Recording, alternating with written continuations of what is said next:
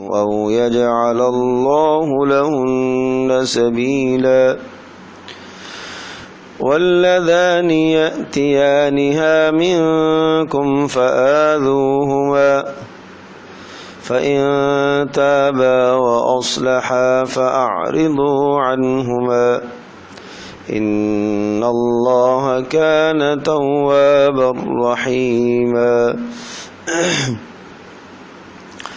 إنما التوبة على الله للذين يعملون السوء بجهالة ثم يتوبون من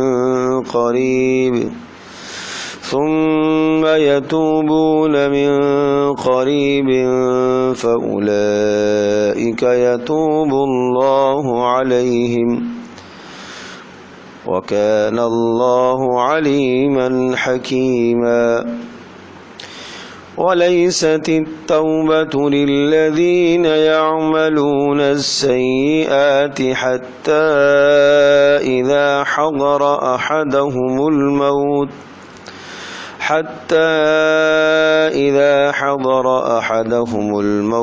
قال إني تبت الآن ولا الذين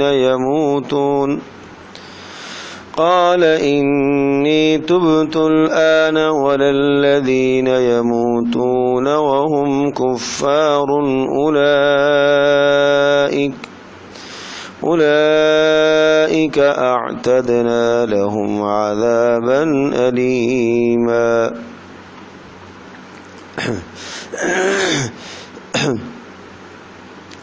واللاتی یأتین الفاحشۃ من نسائکم، سورۃ النساء کے احکامات میں سے 8واں حکم ہے، اور یہ اصلاح ازواج اور توبہ کے شرائط، اور تیسرا نکاح میں دیا گیا مہر واپس نہ لیا کرو۔ یہ 3 باتیں اس رکوع میں ہیں۔ پہلی بات ہے اصلاح ازواج، بیویوں کی اصلاح۔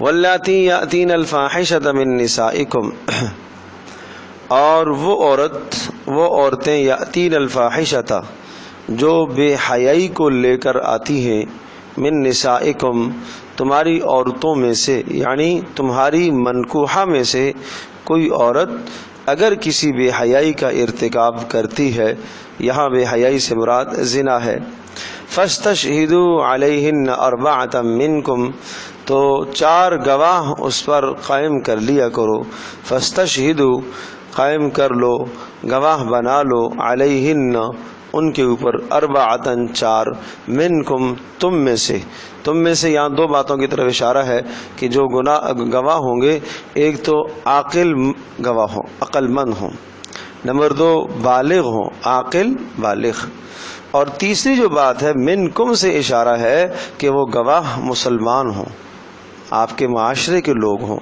کہ ٹھیک ہے بے حیائی کا اگر ارتکاب ہوا ہے تو یہ تمہارے آس پاس غیر مسلم اقوام کو اس کی اطلاع اور اس کا ادراک تاکہ نہ ہو، تم اپنے ماحول اور معاشرے کے گواہوں کو مقرر کر لیا کرو، غیروں سے تم نے گواہ نہیں لینے، اس لیے کہ اپنے عیوب اور اپنی برائیاں باہر تاکہ نہ جائیں، کسی اور کو اس کا ادراک نہیں ہونا چاہیے، اس لیے فرمایا فاستشہدوا علیہن 4 منکم، 4 گواہ قائم کر لو۔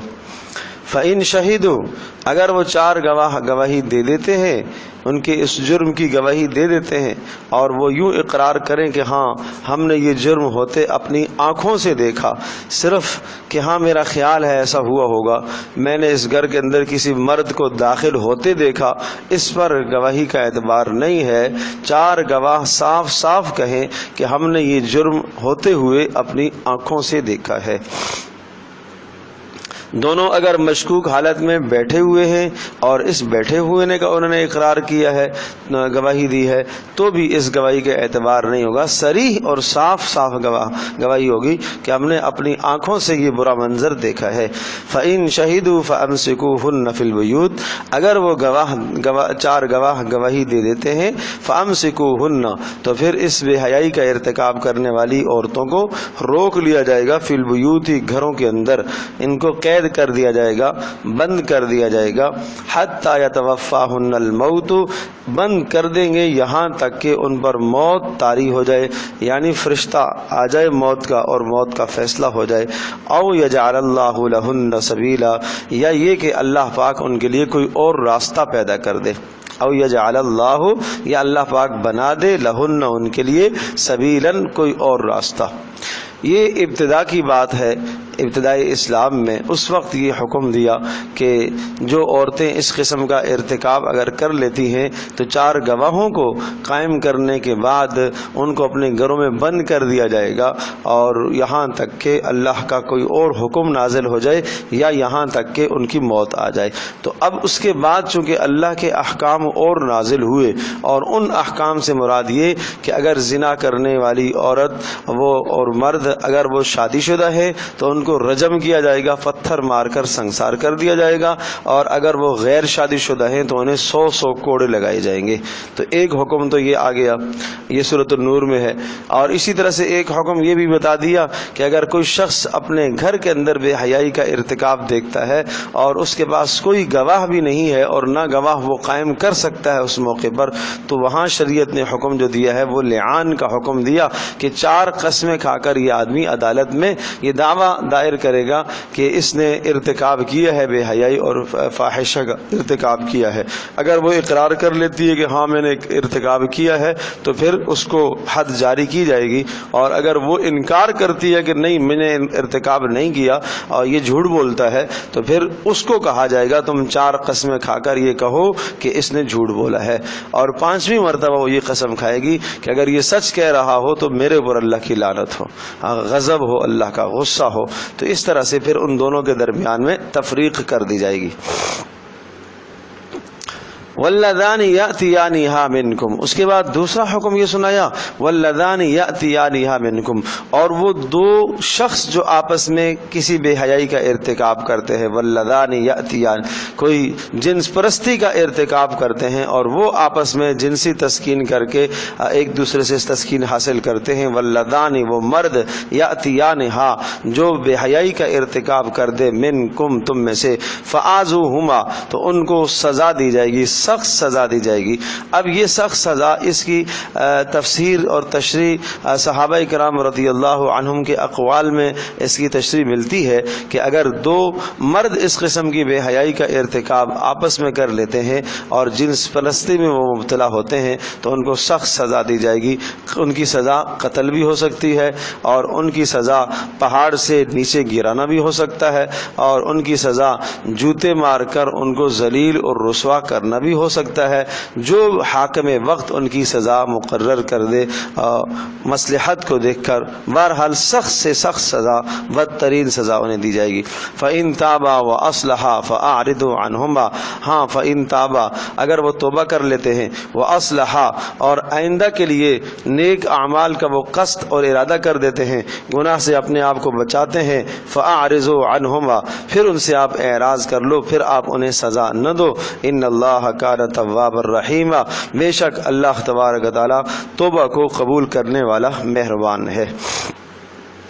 اب بات آئی کہ توبہ کے کیا شرائط ہیں، کس کی توبہ کو اللہ پاک قبول کرے گا۔ انما التوبۃ علی اللہ للذین یعملون السوء بجہالۃ، بے شک انما التوبہ، توبہ، علی الذین، ان لوگوں کے، علی اللہ، بے شک اللہ تبارک تعالی نے توبہ کا قبول کرنا اپنے ذمے لے رکھا ہے۔ انما التوبہ، بے شک توبہ، علی اللہ، اللہ پاک نے اپنے احسان کے طور پر اپنے ذمے یہ بات لے رکھی ہے کہ وہ توبہ کو قبول کرے گا۔ کن لوگوں کی؟ للذین، ان لوگوں کی، یعملون السوء، جو لوگ بے حیائی اور برائی کا ارتکاب کرتے ہیں، السوء، گناہ کا ارتکاب کرتے ہیں، بجہالۃ، نادانی کی وجہ سے، نادانی کی وجہ سے، یعنی جب اللہ کی نافرمانی کر رہے ہوں تو وہ نادانی کی بنیاد پر ان سے یہ جرم ہو گیا ہو تو ان ایسے لوگوں کی توبہ قبول ہوگی۔ ثم یتوبون، دوسری بات یہ ہے کہ وہ توبہ کر کر رہے ہوں من قریب جلد از جلد موت سے پہلے پہلے فاولئک یتوب اللہ علیہم ایسوں کی توبہ اللہ قبول کرے گا وکان اللہ علیما حکیما اور اللہ پاک خوب جانتا ہے علیمن کس چیز کو جانتا ہے کہ کس نے دل سے توبہ کی ہے علیمن جانتا ہے کس نے دل سے اخلاص سے توبہ کی اس کو جانتا ہے اور حکیمن اور حکمت کا تقاضا یہ ہے اس نے جو سزا مقرر کی ہے یہ اس کی حکمت کا تقاضا ہے.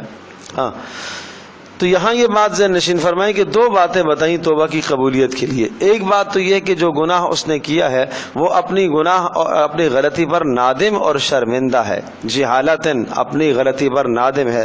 یہ نہیں کہ ڈھٹائی کر رہا ہو کہ گناہ کرنے کے بعد کہے نہیں میں نے ٹھیک کیا ہے, یہ نہیں. ایسوں کی توبہ تو یہ تو کفر کا ارتکاب ہے, قریب کفر کے آدمی چلا جاتا ہے, اسلام سے نکل جاتا ہے کہ انسان گناہ کر کے گناہ نہ سمجھے اور اس گناہ کو فخر کے طور پر بیان کر رہا ہو, یہ نہیں. دوسری شرط یہ بتائی کہ ثم یتوبون من قریب توبہ کریں تو جلد از جلد توبہ کر لیں, موت سے پہلے توبہ کر لیں. کسی بھی وقت موت سے پہلے اگر توبہ کر لیتے ہیں تو ان کی توبہ اللہ پاک قبول فرمائے گا. وکان اللہ علیما حکیما اللہ پاک جاننے والا اور حکمت والا ہے. ولیست التوبۃ للذین یعملون السیئات ولیست التوبۃ اور نہیں ہے توبہ للذین ان لوگوں کے لیے یعملون السیئات کہ جو گناہوں کا ارتکاب کرتے ہیں نافرمانیاں کرتے ہیں حتی یہاں تک کہ اذا حضر احدہم الموت جب ان میں سے کسی ایک پر موت کا وقت طاری ہو جائے اور اس عالم سے دوسرے عالم میں منتقل ہونے کا وقت آ جائے قال پھر یوں کہے انی تبت الآن میں تو اب توبہ کر رہا ہوں, انی بے شک میں توبہ کر رہا ہوں الآن اب. وللذین یموتون اور نہ ان لوگوں کی توبہ قبول ہوگی یموتون کہ جو مرتے ہیں وہم کفار اس حال میں وہ مرتے ہیں کہ وہ کفر پر ہوتے ہیں کافر ہو کے مرتے ہیں. یعنی ایک تو توبہ ایسوں کی قبول نہیں ہوتی جو بالکل مرتے وقت توبہ کریں, نمبر دو ایسوں کی توبہ قبول نہیں ہوتی جن کا خاتمہ کفر پر ہو شرک پر ہو اور اسلام سے نکل کر جن کا خاتمہ ہو. اس قسم کے لوگوں کی توبہ اللہ قبول نہیں کرتا. اولئک اعتدنا لهم عذابا علیما ایسوں کے لیے اللہ پاک نے دردناک عذاب تیار کر کے رکھا ہے. تو حدیث پاک میں بھی آتا ہے کہ اللہ پاک بندے کی توبہ کو قبول کرتا ہے جب حلق تک موت نہ پہنچے. اگر حلق تک موت آ گئی اب بندے کی توبہ قبول نہیں ہے, اب اس کا کوئی عمل اللہ پاک کے یہاں قبول نہیں ہے. اب چونکہ وہ دار الجزا میں جانے والا ہے, دار العمل سے وہ نکل چکا ہے, لہذا اب عمل کی جگہ نہیں رہی, توبہ کی جگہ نہیں رہی. اس سے پہلے جب بھی انسان اپنے گناہ کی توبہ کر لیتا ہے, تنہائی میں گناہ ہوا ہو, مجمع میں گناہ ہوا ہو, علی اعلان ہوا ہو, چھپ کر ہوا ہو, کسی بھی طرح سے کسی نے کوئی گناہ کا ارتکاب کیا ہے, موت سے پہلے اگر اللہ پاک سے اپنے گناہ کی معافی مانگ لیتا ہے تو اللہ تبارک و تعالیٰ کو غفور الرحیم بخشنے والا مہربان پائے گا. اور اگر نہیں توبہ کرتا اور موت کے آثار نظر آنا شروع ہو جاتے ہیں تو پھر اس کے بعد توبہ قبول نہیں ہوتی. یا ایھا الذین آمنوا لا یحل لکم ان ترثوا النساء کرہا. توبہ کے شرائط کے بعد پھر تیسرا حکم اس میں یہ ذکر فرمایا کہ اے ایمان والو لا یحل لکم ان ترثوا النساء کرہا تمہارے لیے بالکل حلال نہیں ہے, جائز نہیں ہے ان ترثوا النساء کہ تم وارث بن جاؤ عورتوں کے, کرہن جبرن تم عورتوں کے وارث بن جاؤ. ہوتا یہ تھا جیسے پیچھے بھی آ چکا کہ یتیم بچیوں کو باہر نہیں دیا کرتے تھے اور اپنے خاندان میں یا خود ان سے نکاح کر لیا کرتے تھے یا اپنے کسی بیٹے سے ان کا نکاح کرا دیا کرتے تھے. دو وجہ سے, ایک وجہ تو یہ ہوتی تھی کہ یہ یتیم بچی ہے اور ہم اس کو اپنے پاس رکھیں گے تو اس کے حقوق ہم نہ بھی ادا کریں تو ہم سے کوئی پوچھنے والا نہیں ہے. کیوں؟ اس لیے کہ ہم خود جو اس کے وارث ہیں, ہم سے کون پوچھے گا. ظاہر ہے بچی جب باہر کی ہوتی ہے, وہ ہمارے گھر میں آتی ہے تو اس کے حق اگر کوئی نہ ادا کرے تو اس کے ماں باپ موجود ہیں, وہ پوچھ سکتے ہیں, انہیں پوچھنے کا حق ہے, پوچھنے کا وہ حق رکھتے ہیں. ہیں تو یہ یتیم بچی ہے اس کا کون پوچھے گا. تو اس لیے عام طور پر عرب میں یہ رواج تھا جاہلیت کے زمانے میں کہ یتیم بچیوں کو باہر نہیں دیتے تھے, اپنے پاس رکھ لیتے تھے. ایک اس وجہ سے, اور دوسری وجہ یہ ہوتی تھی کہ مہر کا مسئلہ ہے, ان کو مہر دینا بھی کوئی ضروری نہیں ہے, نہیں سمجھتے تھے کیونکہ وہ تو اپنی تربیت میں ہیں, وہ تو اپنے گھر میں ہیں, تو اس لیے ان کو مہر بھی دینا کوئی ضروری نہیں سمجھتے تھے. اور اگر اس یتیم بچی کے شوہر کا انتقال ہو جاتا تو پھر اسے باہر نکاح نہیں کرنے دیتے تھے. کیوں نہیں کرنے دیتے تھے کہ باہر نکاح کرے گی تو جو مال ہے وہ سارا گھر چلا جائے گا, تو خود اس عورت کے وارث بن کر بیٹھ جاتے تھے. تو اگر آج بھی کوئی آدمی اسی نظریے سے بیٹی کا, بچی کا, لڑکی کا اگر اس کے شوہر کا انتقال ہو جاتا ہے, بیوہ ہو جاتی ہے, مطلقہ ہو جاتی ہے, اور اس کو باہر نکاح سے روکا جائے اس لیے کہ اگر یہ نکاح کرے گی تو یہ سارا مال دوسروں کے پاس چلا جائے گا, تو یہ بڑا ظلم ہے اور یہ ظالمانہ حصول ہے. اس سے آدمی اپنے آپ کو, معاشرے کو پاک کرے. تو اس لیے فرمایا لا یحل لکم ان ترثوا النساء کرہا, اے ایمان والو تمہارے لیے حلال نہیں ہے ان ترثوا النساء کہ تم وارث بن بیٹھو عورتوں کے, کرہن جبرن, وہ تو نہیں چاہتی لیکن تم نے جبرن وارث بن گئے ہو. ولا تعضلوهن, اور تم مت منع کرو ان کو, لتذهبوا ببعض ما آتیتوهن, اور تم انہیں منع نہ کرو, انہیں مت روکو, نکاح سے مت روکا کرو. ولا تعضلوهن لتذهبوا ببعض ما آتیتوهن, اور اس بات پر بھی تم انہیں پابند نہ کرو, نہ روکو, لتذهبوا تاکہ تم حاصل کر لو, لے لو, ببعض ما آتیتموهن بعض وہ مال جو تم نے دیا ہے, یعنی جو تو مال تم نے بطور مہر کے دیا ہے اس مال کو بھی تم واپس مت لو, یہ تمہارے لیے جائز نہیں ہے. الا ان یاتینا بفاحشۃ مبینہ, ہاں یہ صورت ہے اس مال کے لینے کی, الا ان یاتینا کہ وہ اگر کوئی ارتکاب کرتی ہے صاف کھلی گناہ کا اور فاحشہ کا ارتکاب کرتی ہے, یعنی زنا کا ارتکاب کرتی ہے, تو پھر جو مہر آپ نے دیا ہوا ہے وہ مہر اگر آپ مہر ان سے لیتے ہو اور لے کر خلع کی صورت بن جاتی ہے. اب مہر, مرد کا اس سے مہر لینا اور لے کر اسے طلاق دینا, یہ کیا ہے؟ یہ خلع ہے.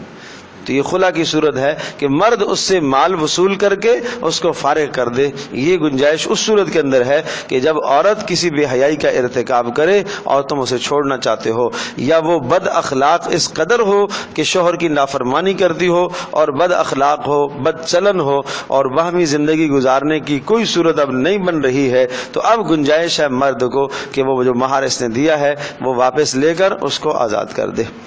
لیکن پھر بھی فرمایا وعاشروہن بالمعروف کہ ان کے ساتھ حسن معاشرت سے زندگی گزارتے رہنا, وعاشروہن اچھا سلوک کرتے رہنا ان کے ساتھ, عاشروہن اچھی معاشرت ان کے ساتھ کرنا, بالمعروف عرف کے مطابق, یعنی ان کے نان نفقے کا بھی خیال رکھنا اور ان کی ہر چیز کا اور ہر ضرورت کی خبر گیری رکھتے رہنا. گویا کہ اللہ تبارک و تعالیٰ نے سفارش فرمائی ہے عورتوں کے حق میں, اللہ نے سفارش فرمائی, اور رسول پاک صلی اللہ علیہ وسلم بھی ارشاد فرما رہے کہ اے لوگو تم عورتوں کے حق میں, عورتوں کے معاملے میں میری سفارش کو قبول کر لو اور ان کے ساتھ تم حسن سلوک کیا کرو, ان کے حقوق ادا کیا کرو, ان کے نان نفقے کا تم خیال کیا کرو, بلا وجہ انہیں بے عزت اور بے اکرام مت کیا کرو, انہیں ذلیل اور رسوا کرنے سے اپنے آپ کو دور رکھا کرو, اس چیز سے اپنے آپ کو بچاؤ. تو اللہ بھی سفارش فرما رہا وعاشروہن بالمعروف, اور ان کے ساتھ تم معاملہ کرو حسن کے ساتھ اچھا. فإن کرہتموہن فعسى ان تکرہوا شیئا ویجعل اللہ فیہ خیرا کثیرا. فإن کرہتموہن, ہاں کبھی ایسا ہوتا ہے کہ اگر بیوی کی کوئی بات تمہیں ناپسند ہے, فَإِن كَرِهْتُمُوهُنَّ اگر تم اسے ناپسند کرتے ہو, تم ان کو ناپسند کرتے ہو, طبعاً تم ناپسند کرتے ہو, یا کسی وجہ سے کسی خاص ان کی غلطی اور خامی کی وجہ سے اگر تم انہیں ناپسند کرتے ہو, تو صبر کر لو. ضروری تھوڑا ہی ہے کہ اگر ذرا سی اس کی کوئی بات ناپسند آ گئی تو تم طلاق دے کر اس کو فارغ کر دو, یہ کوئی ضروری تھوڑی ہے, اور یہ اچھا تھوڑا ہی, یہ اچھا کردار تو نہیں ہے. ہاں اگر اس کی اس غلطی کے ساتھ تم اسے برداشت کرتے رہو اور صبر کرتے رہو تو اللہ پاک اس پر تمہیں اجر دے گا. فَإِن كَرِهْتُمُوهُنَّ اور اگر تم اسے ناپسند کرتے ہو, فَعَسَىٰ أَن تَكْرَهُوا شَيْئًا تو ممکن ہے کسی چیز کو تم ناپسند کرو, وَيَجْعَلَ اللَّهُ فِيهِ خَيْرًا كَثِيرًا اور اللہ تبارک تعالیٰ اس میں تمہارے لیے بڑی بھلائی ڈالے گا. وَيَجْعَلَ اللَّهُ اور اللہ پیدا کر دے گا فیہ اس میں خیرن کثیرا بہت بڑی خیر. کیا ممکن ہے؟ یہ تمہیں ناپسند تو ہے لیکن اللہ تبارک تعالیٰ اسی صبر کی بنیاد پر آپ کے لیے جنت کا فیصلہ کر دے. اور اس کی عادتیں تمہیں ناپسند تو ہیں ممکن ہے لیکن اگر تم صبر کر لو تو اللہ پاک اسی سے تمہیں کوئی ایسی نیک صالح اولاد عطا فرمائے جو تمہاری نیک نامی کا ذریعہ بن جائے اور دنیا اور آخرت میں بھلائی کا ذریعہ بنے. اور اسی طرح سے فَإِن كَرِهْتُمُوهُنَّ اگر اس کی کوئی ناپسند حرکت آپ اس کو برداشت کر لیتے ہو تو اس کو برداشت کر لو اور اپنے پاس زندگی اس کو گزارنے دو. ممکن ہے تم اسے چھوڑ کر دوسری کے پاس جاتے ہو اور کوئی دوسری اختیار کرتے ہو اور الگ سے نکاح کرتے ہو تو کیا پتہ اس کا کردار اس سے بھی بد ہو. تو اس لیے انسان کو صبر کرتے رہنا چاہیے اور چھوٹی چھوٹی باتوں کو نظر انداز کرنا چاہیے. بیویوں کی معمولی باتوں کو نظر انداز کرنا چاہیے, غلطیوں کو نظر انداز کرنا چاہیے اور اسی نظر انداز کرنے میں بھلائی ہے, خیر ہے. ہر وقت کوستے رہنا, ہر وقت ڈانٹتے رہنا, ہر وقت برا بھلا کہتے رہنا اور ہر وقت جو ہے وہ الزام تراشی کا ان کو نشانہ بناتے رہنا, یہ کسی طرح سے بھی جائز نہیں ہے. یہ ظلم ہے اور خوشگوار زندگی کے اصولوں میں یہ بات شامل نہیں ہے. خوشگوار زندگی یہ ہے کہ غلطیوں پر درگزر کرو, معاف کرتے جاؤ. اور عورت کو بھی چاہیے کہ جب درگزر والا معاملہ اس کے ساتھ ہو تو وہ بھی عزت کے ساتھ مرد کے ساتھ نباہ کرنے کی کوشش کرے اور محبت کے ساتھ اپنے شوہر کے ساتھ وہ نباہ کرنے کی کوشش کرے. اگر اس کی غلطی نظر انداز کی گئی ہے تو وہ اپنی غلطی کا اعتراف کرے, قصور کا اعتراف کرے کہ ہاں واقعتاً میری غلطی ہے, آپ نے میری غلطی کو نظر انداز کیا, آپ نے حسن ظرف اور بڑے ظرف سے آپ نے کام لیا ہے اور آپ نے بہت اچھا کیا کہ آپ نے میری غلطی کو نظر انداز کیا. تو عورت کو بھی مرد کی اس طرح سے حوصلہ افزائی کرنی چاہیے. یہ نہیں کہ اس نے نظر انداز کر دیا غلطی کو اور وہ یہ کہہ رہی کہ ہاں نظر انداز ہی کرنا چاہیے تھا. نہیں, ایسا نہیں ہے. اور یہ بھی نہیں ہونا چاہیے کہ اس نے نظر انداز کیا اور وہ اور گناہ پر اور غلطی پر جری ہو جائے, اگلی مرتبہ اور ڈٹ کر کرے یا اپنی غلطی کو ڈٹائی کے طور پر پیش کرے کہ ہاں میں نے ٹھیک کیا ہے. نہیں, اسے بھی اپنی غلطی کا اعتراف کرتے رہنا چاہیے.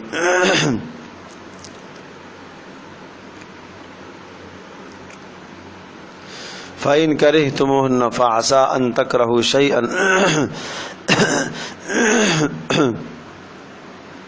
وَيَجْعَلَ اللَّهُ فِيهِ خَيْرًا كَثِيرًا. اور اگر تمہیں ان کی کوئی بات ناپسند ہے تو ممکن ہے اللہ تبارک تعالیٰ ان میں تمہارے لیے کوئی ایسی خیر پیدا کرے جو تمہارے لیے بہتر ہو. وَإِنْ أَرَدْتُمُ اسْتِبْدَالَ زَوْجٍ مَكَانَ زَوْجٍ وَآتَيْتُمْ إِحْدَاهُنَّ قِنْطَارًا. 10واں حکم یہ آیا کہ وَإِنْ أَرَدْتُمْ اسْتِبْدَالًا, 9واں حکم وَإِنْ أَرَدْتُمْ اسْتِبْدَالًا اور اگر تم تبدیل کرنا چاہتے ہو زوج مکان زوج, ایک عورت کی جگہ پر دوسری عورت. اس کا مطلب کیا ہے کہ اگر کوئی آدمی پہلے والی کو طلاق دے کر دوسری عورت سے نکاح کرنا چاہتا ہے یا کسی شخص کے پاس 4 بیویاں موجود ہے, اب 5ویں تو نہیں لے سکتا لیکن ان 4 میں سے کسی ایک کو طلاق دے کر پھر اگر 5ویں سے اور 4تھی سے نکاح کرتا ہے, بیک وقت 4 کا رکھنا اس کی گنجائش ہے. تو اگر کوئی آدمی ایسا کرتا ہے تو اس کی گنجائش تو ہے. وَآتَيْتُمْ إِحْدَاهُنَّ قِنْطَارًا, لیکن یہ یاد رکھنا کہ اگر تم میں سے کسی ایک نے ان کو مہر دیا ہو قنطاراً, بہت بڑا مال اور بڑا ڈھیر مال کا دیا ہو, فَلَا تَأْخُذُوا مِنْهُ شَيْئًا, تب بھی اس مہر میں سے تم کچھ بھی وصول نہ کرو. جب تمہاری رخصتی ہو چکی ہے تو جتنا بھی بڑا مال آپ نے دیا ہے, جو کچھ جائیداد آپ نے اسے دی ہے, جو کچھ مال و متاع آپ دے چکے ہیں, اس مال کا طلاق کے بعد واپس لینا مردانگی کے خلاف ہے, اللہ کے حکم کے خلاف ہے. بات سمجھے جی. عام طور پر آج ہمارے معاشرے میں بھی ایسا ہی ہوتا ہے کہ جب طلاق کی نوبت آتی ہے تو مرد اپنی تمام چیزوں کا مطالبہ کرنا شروع کر دیتا ہے. یہ جائز نہیں ہے. مہر کی کسی شے کا مطالبہ کرنا جائز نہیں ہے. ہاں, اگر مہر کے علاوہ کوئی اور چیز آپ نے بطور گفٹ کے اگر اسے دی ہے تو ہدیہ اور ہبہ ہے, یہ بھی واپس نہیں لینا چاہیے. حدیث پاک میں آتا ہے کہ ہبہ اور ہدیہ اور گفٹ دے کر واپس لینا ایسا ہے جیسا کہ کتا قے کر کے اسے چاٹتا ہے. وہ تو بدترین عمل ہے. تو ایک ایک چیز کا مطالبہ کرنا، حساب کرنا، پوری فہرست بھیج دینا کہ بھائی میری یہ چیزیں واپس کرو، یہ کوئی مردانگی نہیں ہے۔ اللہ پاک آپ کو غنی کرے گا، اللہ آپ کو اور عطا کرے گا، اللہ کے احکام کی پابندی کرو۔ یہاں کیا فرمایا؟ احداہن قنطارن، اگر مال کا ڈھیر، قنطار کہتے ہیں سونے چاندی کا ڈھیر، اگر سونے چاندی کا ڈھیر بھی تم نے دیا ہو، فلا تاخذوا منہ شیئا، تو اس کو واپس مت لو، اس لیے کہ رخصتی اگر ہو چکی ہے تو رخصتی کے بعد اب وہ مال تمہارے لیے مہر کا واپس لینا جائز نہیں ہے۔ اتاخذونہ بہتانا واثما مبینا،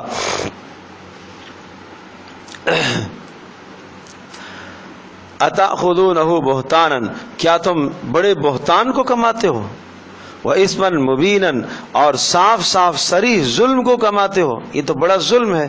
ظاہر سی بات ہے کہ عورت سے جو تم نے یہ مال واپس وصول کیا ہے یہ اس کا حق تھا، چونکہ رخصتی ہو چکی ہے، ازدواجی تعلق قائم ہو چکا ہے، اب یہ مہر اس کا حق تھا، اب کوئی مرد اس سے واپسی کا مطالبہ کرتا ہے، بلا وجہ کے مطالبہ کرتا ہے، تو اب گویا کہ یہ اس پر ظلم کر رہا ہے، زیادتی کر رہا ہے، الزام ڈال رہا ہے۔ وَكَيْفَ تَأْخُذُونَهُ، اور تم کیسے اس مہر کو واپس لوگے؟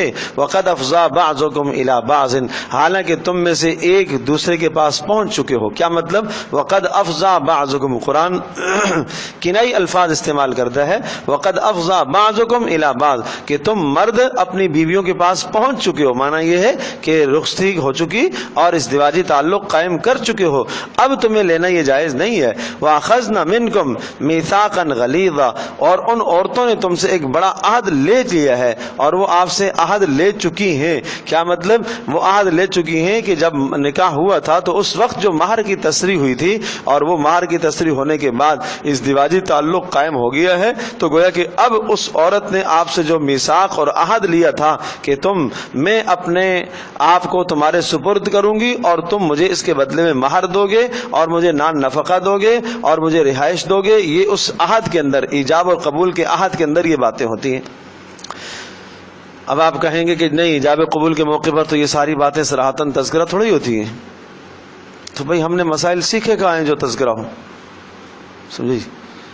تو اس موقع پر نکاح پڑھانے والوں کو بھی اہتمام کرنا چاہیے کہ اس موقع کے مسائل ضرور بیان کرنے چاہیے، کچھ نہ کچھ مسائل ضرور بیان کرنے چاہیے اس وقت کے۔ اور دوسرا یہ کہ ہمیں بھی معلوم نہیں ہے، چونکہ ہم نے ساری چیزیں سیکھی ہیں، سب کچھ جو ہے ماحول اور معاشرے کے مطابق اچھے سے اچھے ہال ہم نے بک کیے ہیں، اور اچھے ولیمے کا ہم نے اہتمام کیا ہے، بہترین رخصتی کا ہم نے اہتمام کیا ہے، ہر رسم ہم نے پوری کی ہے، لیکن نہیں سیکھا تو دین کا معاملہ نہیں سیکھا۔ کہ لڑکا یہ کہتا ہے، لڑکی کی طرف سے وکیل آتا ہے اور اس سے پوچھا جاتا ہے کہ آپ نے فلانا بنت فلاں کو فلاں کے عقد نکاح میں ایک مہر کے عوض میں دیا، تو وہ کہتا ہے ہاں میں نے دیا، اور لڑکا یہ کہے گا، آپ نے، اس سے پوچھا جائے گا آپ نے قبول کیا، تو وہ کہے گا ہاں میں نے قبول کیا۔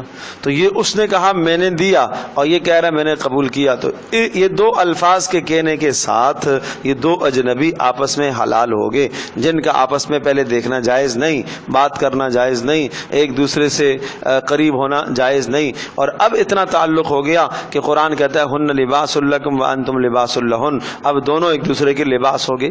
جس طرح سے لباس کو آدمی کے ساتھ قربت رہتی ہے اور آدمی کی عزت کو محفوظ رکھتا ہے، چھپاتا ہے، اسی طرح سے اب عورت مرد کی عزت اور مرد عورت کی عزت، یہ اتنا کس طرح سے یہ تبدیلی کیا آئی ہے کہ پہلے تو ناجائز تھے، چند لمحوں کے لیے ایک دوسرے کے لیے ناجائز تھے، اب جائز، اب کیسے جائز ہو گئے؟ اس لیے کہ ایجاب و قبول ہوا، اور ایجاب و قبول کے پیچھے ایک پورا فلسفہ ہے، صرف یہ دو جملے نہیں ہیں کہ وہ کہے کہ میں نے دے دیا اور یہ کہے میں نے قبول کیا، نہیں، یہ ایک ایگریمنٹ ہے، یہ ایک عہد ہے، اس میں بیچ میں اللہ پاک کا نام ڈالا گیا ہے، اور شروع میں یاد ہوگا بتایا تھا واتقوا اللہ الذی تساءلون بہ والارحام، اس رب سے ڈرو کہ جس رب کا نام تم استعمال کرتے ہو۔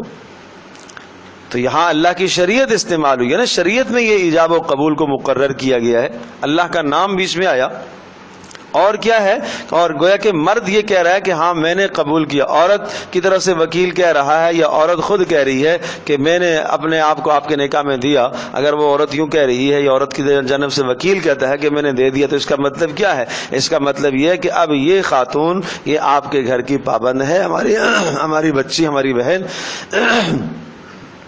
اب اس کے ذمے جو حقوق عائد ہوتے ہیں وہ تمام حقوق اس نے ادا کرنے ہیں. اس نے اپنے آپ پر آپ کو قدرت دینی ہے، ازدواجی حق ادا کرنے کی قدرت دینی ہے، اور آپ کے گھر کی نگہداشت کرنی ہے، آپ کے بچوں کی اس نے تربیت کرنی ہے، آپ کی عزت کی اس نے نگہداشت کرنی ہے، آپ کے رازوں کی اس نے حفاظت کرنی ہے. یہ سب کی سب اس کی ذمہ داریاں ہیں، یہ اس کی ذمہ داریوں میں یہ شامل. اور وہ یہ کہہ رہا ہے کہ ہاں میں نے قبول کیا. تو میں نے قبول کیا کا مطلب کیا ہے کہ میں اس کے تمام مالی حق بھی ادا کروں گا، ازدواجی حق بھی ادا کروں گا، اور اس کے نان نفقے کا بھی خیال رکھوں گا، اس کی رہائش کا بھی خیال رکھوں گا، اس کو میں کہیں کسی بھی جگہ پر بے عزت اور بے پردہ نہیں ہونے دوں گا، اور اس کو جو ہے میں معاشرے میں عزت دے کر رکھوں گا. یہ وہ سارے کے سارے عہد اس کے اندر موجود ہیں. اسی لیے کہا وَأَخَذْنَ مِنْكُمْ مِيثَاقًا غَلِيظًا، عورتیں آپ سے سخت عہد لے چکی ہیں. یعنی ایجاب و قبول کے بیچ میں یہ عہد ہوا ہے. تو اس کو صرف رسمی کاروائی نہ سمجھی جائے، یہ سارے مسائل جاننے کی ضرورت ہے، سیکھنے کی ضرورت ہے. تو اس لیے فرمایا کہ اب تمہارے لیے یہ مہر کا لینا، وصول کرنا، واپس لینا تمہارے لیے جائز نہیں ہے. وَلَا تَنْكِحُوا مَا نَكَحَ آبَاؤُكُم مِّنَ النِّسَاءِ إِلَّا مَا قَدْ سَلَفَ إِنَّهُ كَانَ فَاحِشَةً وَمَقْتًا وَسَاءَ سَبِيلًا. زمانہ جاہلیت میں یہ بھی ایک رسم ہوتی تھی، اور اس کو بھی لوگ عام طور پر برا نہیں سمجھتے تھے کہ اگر بیٹے نے اپنی بیوی کو طلاق دے دی ہے تو بیٹے کا باپ یعنی نکاح کر سکتا ہے. اسی طرح سے اگر باپ نے، وہاں رواج تھا اور چونکہ گنجائش بھی ہے کہ اگر کوئی آدمی 2 نکاح کیے ہوئے ہے، 3 نکاح کیے ہوئے ہے، تو اب اس آدمی کا جو بیٹا ہے، اس بیٹے نے اپنے باپ کی منکوحہ سے نکاح کر لیا کہ باپ نے ایک کو طلاق دی، 3 بیویاں ہیں اس کی، یہ کسی اور سے ہے، اور ایک کو اس نے طلاق دی. جب طلاق دے دی تو اس عورت سے جو باپ کی مطلقہ ہے اس سے بیٹا نکاح کر لیتا ہے. تو کہا کہ یہ جائز نہیں ہے، یہ ہمیشہ ہمیشہ کے لیے حرام ہو جاتا ہے. وَلَا تَنْكِحُوا مَا نَكَحَ، یعنی باپ کی منکوحہ بھی حرام ہے اور بیٹے کی منکوحہ بھی آدمی پر حرام ہے ہمیشہ کے لیے. وَلَا تَنْكِحُوا مَا نَكَحَ آبَاؤُكُمْ، اور فرمایا کہ وَلَا تَنْكِحُوا، اور مت تم نکاح کرو، ماں ان خواتین سے، نَكَحَ آبَاؤُكُمْ جن سے نکاح کیے ہیں تمہارے آبا نے، مِنَ النِّسَاءِ عورتوں میں سے، إِلَّا مَا قَدْ سَلَفَ، ہاں جو زمانہ جاہلیت میں گزر چکا تو گنجائش ہے. وہ جو گزر چکا وہ معاف ہے، وہ معاف ہے. إِنَّهُ كَانَ فَاحِشَةً وَمَقْتًا، بے شک یہ سخت بے حیائی ہے کہ والد کی منکوحہ سے کوئی نکاح کرے، وَمَقْتًا، اور سخت غصے کی بات ہے، اللہ کے نزدیک بڑے غضب کی بات ہے. مقتن غضب اور غصہ. وساء سبیلا، اور بڑا بدترین راستہ ہے، یہ راستہ جائز نہیں ہے، اس راستے کو کوئی نہ اختیار کرے. تو یہاں سے محرمات کا بیان ہے کہ کون کون سی عورتیں تمہارے لیے حرام ہیں. تو 15 قسم کی عورتوں کو یہاں بیان کیا جا رہا ہے محرمات، جن میں سے ایک تو یہ ہے کہ اپنے باپ کی منکوحہ، وہ تمہارے لیے حرام ہے. اس کے بعد آگے جو محرمات بیان کی جا رہی ہیں، اس میں ایک محرمات نسبیہ، دوسرا محرمات رضاعیہ، اور تیسرا محرمات بالمصاہرہ، اور چوتھا محسنات. یہ 4 قسم کی محرمات ہیں. توجہ فرمائیں. پہلا کیا کہا؟ محرمات نسبیہ، وہ عورتیں آپ پر جو حرام ہیں نسب کے اعتبار سے. ماں تمہاری نسباً اس سے نکاح کرنا حرام ہے، بیٹیوں سے، اسی طرح سے جناب بہنوں سے، اسی طرح سے خالاؤں سے، اور اسی طرح سے پھوپھیوں سے، اور اسی طرح سے بھتیجیوں سے اور بھانجیوں سے. یہ کون سی عورتیں ہیں؟ یہ تمہارے لیے محرمات نسبیہ کہلاتی ہیں. نسباً حرام ہے، ان کا نسب آپ کے قریب ہے، لہذا یہ تمہارے لیے حرام ہے. دوسری ہے محرمات رضاعیہ. محرمات رضاعیہ کون سی؟ وہ عورت جس نے آپ کو دودھ پلایا ہے، ماں تو نہیں ہے لیکن اس نے آپ کو دودھ پلایا ہے، اور اس بچے نے اس سے دودھ پیا ہے 2 سال کی مدت کے اندر، تو اب وہ عورت اس پر کیا ہو گئی؟ حرام ہو گئی.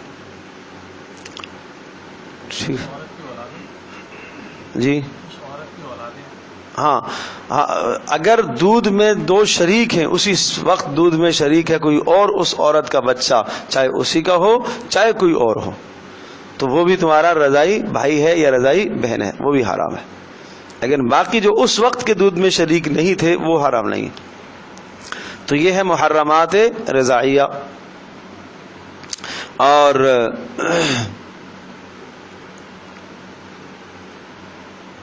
اور تیسرا ہے محرمات بالمصاہرہ. محرمات بالمصاہرہ کا مطلب سسرالی رشتے. آدمی کے لیے اس کی ساس حرام ہو گئی ہے اور آدمی کے لیے اس کی سالی حرام ہے جب تک بیوی نکاح میں ہے. ہاں بیوی سے اگر طلاق ہو جاتی ہے یا مر جاتی ہے تو پھر نکاح کرنا جائز ہے، لیکن ساس حرام ہی رہے گی پھر بھی، چاہے بیوی مر جائے چاہے بیوی مطلقہ ہو جائے، جب بھی ہر صورت کے اندر وہ تو حرام ہی.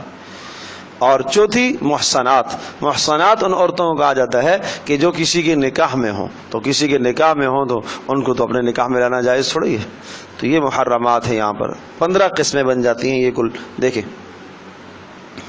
حرمت علیکم، حرام قرار دی گئی ہیں، علیکم تمہارے اوپر، امہاتکم تمہاری مائیں. یہاں ماؤں سے مراد جو ہے سب مراد ہے. امہاتکم اصول تمہارے اوپر حرام ہے. اصول سے مراد اوپر کے سارے رشتے، یعنی ماں بھی، دادی بھی اور نانی بھی، سب. سمجھے؟ وبناتکم، اور تمہارے لیے حرام قرار دی گئی ہیں تمہاری بیٹیاں. فروع نیچے کے سارے رشتے آ جائیں گے اس میں، بنات میں سب آ جائیں گے، بیٹیاں بھی اور پوتیاں بھی اور نواسیاں بھی سب شامل ہیں. وَأَخَوَاتُكُمْ، اور اسی طرح سے تمہاری اخواتکم تمہاری بہنیں، وہ تمہارے اوپر حرام ہیں. آپ کو یاد ہوگا پیچھے بہنوں کی اور بھائیوں کی 3 قسمیں بتائی تھی. سمجھی؟ اخیافی، علاتی، حقیقی. حقیقی ماں باپ دونوں شریک وہ بھی حرام، صرف ماں شریک وہ بھی حرام، صرف باپ شریک وہ بھی حرام سارے. وعماتکم، اور تمہاری پھوپھیاں حرام ہیں. وخالاتکم، تمہاری خالائیں تمہارے لیے حرام ہیں. وبنات الاخی، اور تمہاری بھائیوں کی بیٹیاں یعنی بھتیجیاں. وبنات الاختی، اور تمہاری بہنوں کی بیٹیاں یعنی بھانجیاں، یہ بھی تمہارے لیے حرام ہیں. جب یہ حرام ہیں تو پھر ان عورتوں سے آدمی کو پردہ نہیں ہے، اور ان عورتوں کو بھی ایسے اپنے محرم رشتوں کے پاس جانے میں کسی قسم کی کوئی قباحت نہیں ہے. ہاں اگر کسی محرم رشتے کے پاس جانے کے بعد کسی فتنے کا اندیشہ ہے تو پھر جانا اس کے لیے جائز نہیں ہے، پھر کنارہ کشی اختیار کرنی چاہیے. اور دوسرا وَأُمَّهَاتُكُمُ اللَّاتِي أَرْضَعْنَكُمْ، اور تمہاری مائیں، امہاتکم تمہاری مائیں، اللَّاتِي أَرْضَعْنَكُمْ کہ جن ماؤں نے تمہیں دودھ پلایا ہے. وَأُمَّهَاتُكُمُ اللَّاتِي تمہاری وہ مائیں جنہوں نے تمہیں دودھ پلایا ہے. میں نے عرض کیا کہ کب دودھ پلایا ہو؟ 2 سال کی مدت کے اندر چاہے ایک قطرہ ہی کیوں نہ اس نے پیا ہو تو وہ عورت اس پر حرام ہو جائے گی، وہ اس کی رضاعی ماں بن جائے گی، ہمیشہ کے لیے حرام ہے. وَأَخَوَاتُكُم مِّنَ الرَّضَاعَةِ، اور اسی طرح سے اخواتکم من الرضاعۃ، اور تمہاری بہنیں من الرضاعہ. کون سی؟ رضاعی بہنیں. جس طرح سے رضاعی ماں حرام، اسی طرح سے رضاعی بہن بھی حرام. وَأُمَّهَاتُ نِسَائِكُمْ، اور سسرالی رشتوں میں وَأُمَّهَاتُ، اور عورتیں، وَأُمَّهَاتُ مائیں، نِسَائِكُمْ تمہاری بیویوں کی، تمہاری بیویوں کی مائیں، ساس. اب تمہاری بیویوں کی مائیں، یہاں پر بھی وہ ساری بات آئے گی. تمہاری بیوی کی ماں بھی حرام، اور تمہاری بیوی کی نانی بھی حرام، اور تمہاری بیوی کی دادی بھی حرام، اور تمہاری بیوی کی حقیقی ماں بھی حرام، رضاعی ماں بھی حرام. وَأُمَّهَاتُ نِسَائِكُمْ، اور تمہاری بیویوں کی مائیں. وَرَبَائِبُكُمُ اللَّاتِي فِي حُجُورِكُم مِّن نِّسَائِكُمُ اللَّاتِي دَخَلْتُم بِهِنَّ. یہ ربیبہ یہ کیا ہے؟ اور وہ بچیاں بھی تمہارے لیے حرام ہیں. کون سی بچیاں؟ جو تمہاری بیوی کی بچیاں کسی اور شوہر سے ہوں. ایک عورت سے آپ نے نکاح کیا ہے اور وہ عورت جو ہے وہ مطلقہ ہے یا متوفی عنہا زوجہا، اس کا شوہر مر گیا ہے مثال کے طور پر، یا اس کو طلاق ہوئی ہے اور وہ 7 بچیاں لے کے آئی ہے مثال کے طور پر. اب وہ بچیاں اس مرد پر کیا ہیں؟ حرام ہیں. وہ اس کی بیٹیوں کی طرح ہو گئی ہیں. سمجھی؟ تو سوتیلی بیٹیاں اسی کہلائیں گی اور وہ بھی اس پر کیا ہے؟ حرام ہے. لیکن اگر نکاح صرف ہوا ہے، اس نے نکاح کیا اس عورت سے اور نکاح کرنے کے بعد رخصتی نہیں ہوئی ہے، رخصتی سے پہلے طلاق دے دیتا ہے، تو اب اس کی جو بیٹی ہے اس بیٹی سے نکاح کرنا جائز ہے. لیکن اگر رخصتی ہو گئی ہے، اس دیواجی تعلق اس نے اس عورت سے قائم کر لیا، اب اس کی بیٹی جو دوسرے شوہر سے تھی اب اس کے لیے حلال نہیں ہے.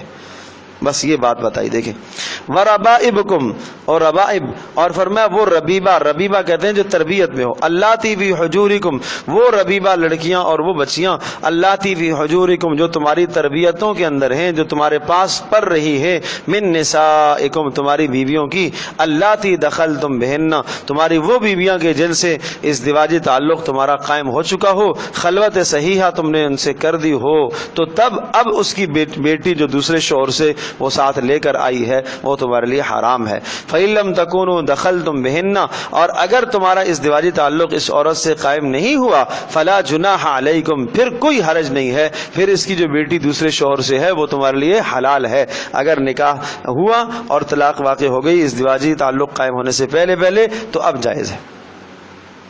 وحلائل ابنائکم الذین من اصلابکم وہ حلائل اور فرمایا حلائل حلیلہ کی جمع ہے اور حلیلہ بھی کہا جاتا ہے بیوی کو. وحلائل ابنائکم اور تمہارے بیٹوں کی بیویاں, الذین من اصلابکم تمہارے وہ بیٹے جو تمہاری پشتوں سے ہیں, یعنی تمہارے حقیقی بیٹے. یہ احتراز کیا ہے متبنہ سے, متبنہ وہ شامل نہیں ہے. کیا مطلب کہ کوئی آدمی اگر کسی شخص کو کسی بچے کو گود لے لیتا ہے اور اسے اپنا بیٹا بنا لیتا ہے, جب اسے اپنا بیٹا بنا لیتا ہے اور اس کے بعد اس کی شادی بھی کراتا ہے, شادی ہونے کے بعد کچھ وقت کے بعد اگر وہ طلاق دے دیتا ہے اپنی بیوی کو, تو اب اس بیوی سے یہ نکاح کر سکتا ہے, اس لیے کہ یہ حقیقی بیٹے کی بیوی نہیں ہے, یہ منہ بولے بیٹے کی بیوی ہے. جیسا کہ رسول پاک صلی اللہ علیہ وسلم کے منہ بولے بیٹے تھے زید بن حارثہ, اور انہوں نے زینب بنت جحش کو طلاق دے دی, اور زینب بنت جحش کا نکاح نبی علیہ الصلوۃ والسلام کے ساتھ ہوا. پھر وَأَن تَجْمَعُوا بَيْنَ الْأُخْتَيْنِ إِلَّا مَا قَدْ سَلَفَ اور یہ بھی حرام ہے تمہارے لیے, ان تجمعوا کہ تم جمع کرو, بین الاختین دو بہنوں کو تم جمع کرو. یہاں پر بھی ساری باتیں, دو حقیقی بہنوں کو ایک نکاح میں جمع کرنا جائز نہیں ہے, دو رضاعی بہنوں کو بھی ایک نکاح میں جمع کرنا جائز نہیں ہے, اسی طرح سے دو اللاتی اور اخیافی کو بھی ایک نکاح میں جمع کرنا جائز نہیں ہے, جو صرف ماں شریک ہیں یا صرف باپ شریک ہے ان کو بھی ایک نکاح میں جمع کرنا جائز نہیں ہے, دو بہنوں کو. اچھا, جب دو بہنوں کو جائز نہیں ہے تو یہاں پر اس کے ساتھ آپ یہ بھی لگائیں گے یہ ضابطہ بھی کہ ہر وہ دو رشتے جمع کرنا ایک نکاح میں جائز نہیں ہے جو آپس میں محرم ہو. یعنی ان میں سے اگر ایک کو آپ مرد تصور کریں تو اس کا نکاح دوسرے کے ساتھ نہ ہو. مثلا خالہ بھانجی ہیں, خالہ بھانجی دونوں کو ایک نکاح میں جمع کرنا جائز نہیں ہے, ٹھیک ہے نا. اب ظاہر سی بات ہے کہ خالہ اور بھانجی محرم کا رشتہ ہے, پھوپھی اور بھتیجی محرم ہونے کا رشتہ ہے, تو پھوپھی اور بھتیجی دونوں کو بھی ایک نکاح میں کوئی جمع نہیں کر سکتا. سمجھے جی, ایک آدمی ان دونوں کو ایک نکاح میں نہیں رکھ سکتا. جیسے دو حقیقی بہنوں کو رکھنا جائز نہیں ہے, اسی طرح سے ان کو بھی رکھنا جائز نہیں ہے. تو دو حقیقی بہنوں کو بھی جائز نہیں ہے ایک نکاح میں جمع کرنا, اسی طرح سے رضاعی کو بھی, اور اسی طرح سے اخیافی اور اللاتی کو بھی, اور اسی طرح سے ہر وہ دو رشتے جو آپس میں محرم ہوں, دو لڑکیاں جو آپس میں محرم ہوں, دو عورتیں آپس میں محرم ہوں, کہ ان میں سے اگر ایک کو مرد تصور کریں تو ان کا نکاح آپس میں جائز نہ ہو, ایسی دو خواتین کو بھی آپ اپنے نکاح میں جمع نہیں کر سکتے بیک وقت. ان اللہ کان غفور الرحیم ہاں اللہ پاک بخشنے والا مہربان ہے. اگر پہلے سے کوئی غلطیاں ایسی ہو گئی ہے تو اللہ بہرحال درگزر کرنے والا ہے. والمحصنات اور چوتھی قسم کی وہ عورتیں, والمحصنات اور وہ پاک دامن عورتیں, والمحصنات من النساء پاک دامن عورتیں یعنی جو کسی کے منکوحہ ہیں, کسی کے نکاح میں ہیں, نکاح صحیح ہوا ہو تو ان کے ساتھ بھی آپ کا نکاح نہیں ہو سکتا, وہ بھی آپ کے لیے حرام ہے. الا ما ملکت یمینکم ہاں وہ باندیاں تمہارے لیے البتہ حلال ہیں جو کافروں سے مال کے طور پر حاصل ہوئی ہوں اور جنگ ہوئی ہو, اور اس جنگ میں کوئی کافروں کی خواتین جو تمہارے ہاتھ میں آئی ہیں تو ان سے تمہارا تعلق بغیر نکاح کے قائم ہو سکتا ہے. کتاب اللہ علیکم یہ اللہ کے فیصلے ہیں, یہ اللہ کے حکم ہے تمہارے اوپر لاگو ہیں. وَأُحِلَّ لَكُم مَّا وَرَاءَ ذَلِكُم اس کے علاوہ یہ جو 15 قسم کی عورتیں ہیں ان کے علاوہ تمہارے لیے حلال ہیں. وَأُحِلَّ لَكُم تمہارے لیے حلال ہے, مَّا وَرَاءَكُم اس کے علاوہ باقی جتنی بھی ہیں وہ تمہارے لیے حلال ہیں, ان سے تم نکاح کر سکتے ہو. اور کتنی سے کر سکتے ہو اس کی تصریح پیچھے آ چکی ہے کہ 4 تک کو کر سکتے ہو, 4 4 سے زیادہ نہیں. وَأَن تَبْتَغُوا بِأَمْوَالِكُمْ، لیکن شرط یہ ہے کہ تم باقی عورتوں کو تم تلاش کرو اور ان سے تم نکاح کرو بِأَمْوَالِكُمْ، لیکن مال دے کر، یعنی مہر کی ادائیگی لازم ہے. بات سمجھے جی؟ تبتغوا سے مراد تنکحو ہے، نکاح کرو تم، لیکن بِأَمْوَالِكُمْ، مہر دے کر نکاح کرو، بلا مہر مت نکاح کرو. اور دوسری شرط یہ ہے محسنین غیر مصافحین، کہ جو تم نکاح کرو گے تم پاک دامنی کی نیت کر کے نکاح کرنا. پاک دامنی حاصل کرنے کے لیے صرف محض اور محض اپنی ضرورت کو پورا کرنے کے لیے اور جنسی تسکین کے لیے نکاح نہ کیا جائے. محسنین، پاک دامنی حاصل کرنے کے لیے، غیر مصافحین، اور زنا کو رواج دیتے ہوئے نہیں. اور غیر محسنین کا ترجمہ ایک یہ بھی ہے کہ خفیہ طور پر اپنے تعلقات کو قائم نہ کیا جائے. فمستمتعتم به منہن، اور تم میں سے جو ان سے فائدہ حاصل کریں، نفع حاصل کریں عورتوں سے، فآتوہن اجورہن، یعنی خلوت تمہاری ہو جائے ان کے ساتھ، فآتوہن اجورہن، تو تم ان کو دے دو ان کے مہر فریضۃً، یہ مقرر کیے ہوئے ہیں اللہ پاک کی طرف سے. ولا جناح علیکم، اور کوئی حرج نہیں ہے تمہارے اوپر، فیما تراضیتم به من بعد الفریضہ، کہ متعین کرنے کے بعد اگر کوئی کمی بیشی ہو جائے تو کوئی حرج نہیں ہے. کیا مطلب؟ مہر مقرر ہو گیا، مرد نے بھی حامی برلی میں اتنا دوں گا اور عورت بھی اس بات پر راضی ہے، اس کے بعد عورت اپنا مہر چھوڑ دیتی ہے، آدھا چھوڑ دیتی ہے، کچھ چھوڑ دیتی ہے، تو یا یہ زیادہ دے دیتا ہے تو کوئی حرج نہیں ہے. ولا جناح علیکم، تمہارے پر کوئی حرج نہیں ہے، فیما تراضیتم به، جو باہمی تم راضی مند ہو گئے ہو، رضا مند ہو گئے ہو، من بعد الفریضہ، مقرر کر لینے کے بعد. ان اللہ کان علیما حکیما، بے شک اللہ تبارک و تعالی جاننے والا اور حکمت والا ہے. وَمَن لَّمْ يَسْتَطِعْ مِنكُمْ طَوْلًا أَن يَنكِحَ الْمُحْصَنَاتِ الْمُؤْمِنَاتِ، یہاں ایک رخصت دے دی ہے. وَمَن لَّم يَسْتَطِعْ مِنكُمْ، اور تم میں سے جو شخص نہ استطاعت رکھتا ہو، طولاً، جو تم میں سے جو شخص نہ استطاعت رکھتا ہو، طول کہتے ہیں طاقت کو، کوئی آدمی تم میں سے نہ طاقت رکھتا ہو کس چیز کی، ان ينكح المحصنات، کہ وہ آزاد عورتوں سے نکاح کرے، المؤمنات، پاک دامن اور مسلمان آزاد عورتوں سے نکاح کرنے کی صلاحیت نہ رکھتا ہو مہر زیادہ ہونے کی وجہ سے، فمما ملکت ایمانکم، تو بس پھر وہ کر لے اپنی باندیوں میں سے کسی باندی کے ساتھ، من فتیاتکم المؤمنات، لیکن وہ باندیاں کون سی ہوں؟ ایمان والیاں ہوں، ایمان والی باندیوں سے. تو بہرحال یہ چونکہ آج کل کا حکم تو ہے نہیں، اور اگر اب بھی وہی شرعی جہاد واپس لوٹ کے آتا ہے اور کوئی صورت ایسی بنتی ہے اور باندیاں مسلمانوں کے پاس آتی ہیں، تو اب یہ حکم اسی طرح سے رہے گا، برقرار ہے. سمجھیں؟ حکم منسوخ نہیں ہوا، ہمارے زمانے میں اس کا وجود نہیں رہا، اس لیے. اللہ اکبر. اور جب تک اس چیز کا وجود تھا تو زنا کے جو ہے نا امکانات بہت کم تھے، کہ اگر کسی شخص کو جو ہے وہ آزاد عورت سے نکاح کی اور باقی چیزوں کی استطاعت نہیں تھی تو وہ باندی لے لیا کرتا تھا اور باندی کو خرید لیا کرتا تھا، اور خریدنے کے بعد اس سے ازدواجی تعلق قائم ہو جاتا ہے، جائز ہوتا تھا. تو اس لیے زنا کے رواج نہیں تھے.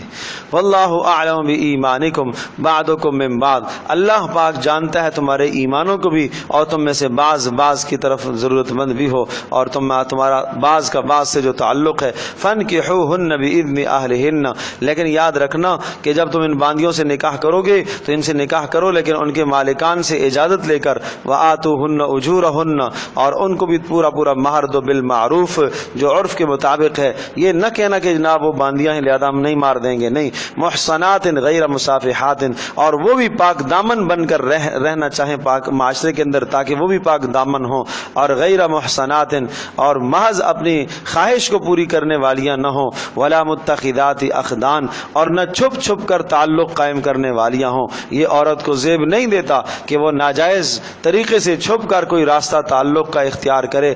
اپنے ماں باپ سے چھپ کر بیٹی اور اپنے بھائیوں سے چھپ کر بیٹی اگر ناجائز اور غلط تعلق قائم کرتی ہے، یہ اس کے لیے حرام ہے، اس کے لیے حرام ہے، اس کے لیے حرام ہے. یہ گناہ کبیرہ کا ارتکاب کر رہی ہے اور فرشتوں کی لعنت کی مرتکبہ ہو رہی ہے، اور ساری کائنات کی مخلوقات اس پر لعنت کر رہی ہیں. سمجھے جی؟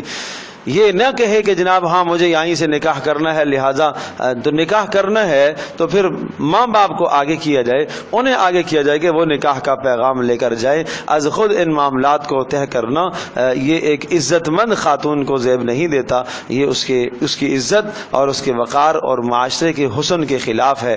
فَإِذَا أُحْصِنَّ، اور اگر وہ پاک دامن ہونا چاہیں، فَإِنْ أَتَيْنَ بِفَاحِشَةٍ فَعَلَيْهِنَّ نِصْفُ مَا عَلَى الْمُحْصَنَاتِ، اگر تمہاری باندیاں کوئی گناہ لے کر آتی ہیں، معنی یہ کہ باندی نے اگر زنا کر دیا ہے، فَعَلَيْهِنَّ تو ان کے اوپر ہوگا نِصْفُ مَا عَلَى الْمُحْصَنَاتِ، جو آزادوں پر ہے ان کا آدھا۔ یعنی کیا مطلب؟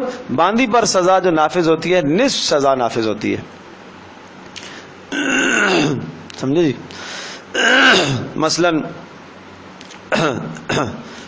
آزاد عورت اگر ہے اور غیر شادی شدہ ہے تو وہ زنا کا ارتکاب کرتی ہے تو اسے 100 کوڑے لگتے ہیں، اور اگر باندھی اور وہ غیر شادی شدہ زنا کا ارتکاب اس سے ہوتا ہے تو اسے نصف سزا لگے گی 50 کوڑے۔ اسی طرح سے آزاد عورت اگر کسی پر تہمت لگاتی ہے تو اسے جو ہے وہ 80 کوڑے لگیں گے، اور اگر باندھی لگائے گی تو اس کو 40 کوڑے لگیں گے۔ ایک بات تو یہ ہے، البتہ سنسار میں نصف نہیں ہو سکتا، اس میں تجزی جائز نہیں ہے کہ اگر وہ شادی شدہ ہے جیسے آزاد عورت کو سنسار کیا جاتا ہے اسی طرح سے اس کو بھی سنسار کیا جائے گا۔ ذالک لمن خشی العنت منکم، فرمایا یہ حکم باندیوں کا جو ہم نے دیا ہے یہ ان لوگوں کے لیے دیا ہے العنت جو جن کو ڈر لگتا ہو، العنت منکم جن کو زنا کا اندیشہ ہو، زنا میں پڑ جانے کا اندیشہ ہو تو وہ پھر باندیوں کو اختیار کر لے۔ لیکن فرمایا وان تصبروا خیر لکم، اگر تم صبر کرو گے، اپنی خواہش کو روک کے رکھو گے اور نکاح کا صحیح اور درست راستہ اختیار کرو گے اور گناہوں سے اپنے آپ کو بچاؤ گے تو یہی تمہارے لیے بہتر ہے۔ واللہ غفور الرحیم، اللہ تبارک تعالیٰ بخشنے والا مہربان ہے۔ یرید اللہ لیبین لکم، اللہ تبارک تعالیٰ چاہتا ہے لیبین لکم تاکہ تمہارے لیے صاف صاف احکام سنائے۔ اس کا تعلق بھی ما قبل والے رکوع ہی سے ہے۔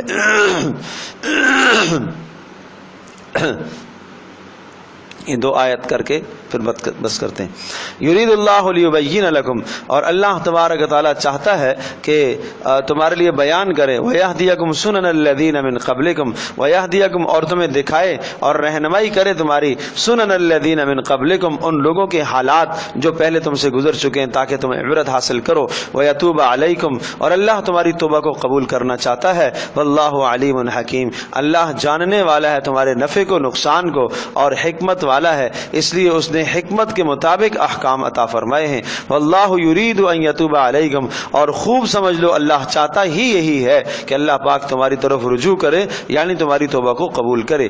ویرید الذین یتبعون الشہوات، اور وہ لوگ جو چاہتے ہیں خواہشات کی پیروی کرنا، ویرید الذین وہ لوگ جو چاہتے ہیں یتبعون کہ پیچھے لگے الشہوات خواہشات کے، ان تمیلوا میلا عظیما، ظاہر سی بات ہے کہ وہ خواہشات کے پیچھے چلنے والے وہ حق سے بہت دور جا چکے، تمیلو میلان اختیار کر لیا انہوں نے، حق سے پھر گئے بہت دور۔ یرید اللہ ان یخفف عنکم، اللہ نے یہ آسان آسان احکام تمہیں دیے، اللہ چاہتا ہے تمہارے لیے آسانیاں چاہتا ہے، یخفف عنکم تخفیف تمہارے لیے اللہ پاک چاہتا ہے۔ وخلق الانسان ضعیفا، اور کیوں انسان بڑا کمزور پیدا کیا گیا، کیا معنی کہ انسان کمزور ہے کہ جب خواہشات کا غلبہ ہو تو کہیں ایسا نہ ہو کہ یہ زنا کر بیٹھے، اس لیے اس کو آسان احکام دیے گئے، نکاح کو آسان کیا گیا، نکاح کے معاملات کو آسان کر کے بتایا گیا، پیش کیا گیا، اور نکاح کی استطاعت نہ ہو تو باندیوں کی صورت اس کو بتائی گئی ہے تاکہ یہ ہر قسم کی بے حیائی اور برائی سے اپنے آپ کو بچائے رکھے۔